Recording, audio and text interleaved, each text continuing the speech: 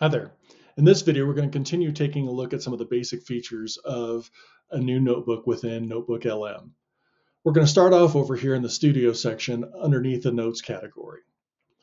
Right here, we have 4 different buttons of some predefined notes that we can create, or we can add our own note. First one we'll take a look at is the briefing doc. The briefing doc is going to give us a nice executive summary with some bullet points of all the different source content over there, which is really powerful, especially if you're looking at some pretty dense sources. Timeline is going to create a document that's going to pull out all the dates that are referenced in your source documents and put them in chronological order for you. It's also going to create a cast of characters by pulling out the names of any people that are referenced within your document as well and put them in this list. Next, we have the FAQ.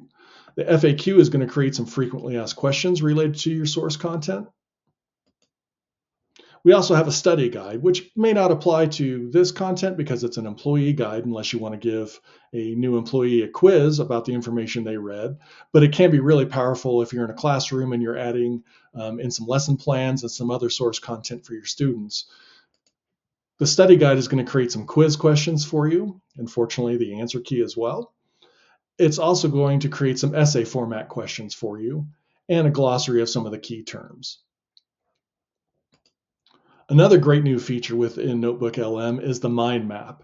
It's not contained over here as a button, but it is contained in the center chat panel with this purple icon. Generating a mind map is going to create this visual representation of the content that you can then drill down into. So I'm going to click on time off from work. I'm going to click on personal time.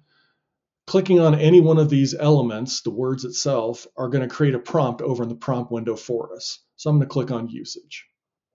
I'll close this so it's a little bit easier to see in the center panel. Discuss what these sources say about usage in the larger context of personal time.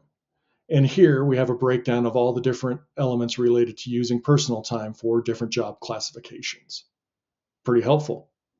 Last thing we want to take a look at is my favorite, which is the audio overview. This is going to create a podcast of your content.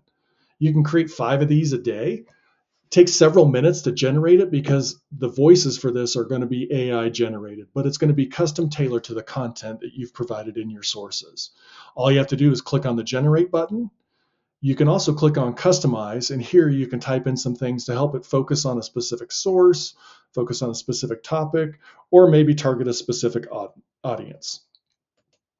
Once you generate that, then you'll have this podcast audio file that you can listen to, or you can download and share with your colleagues, students, etc. Have fun exploring.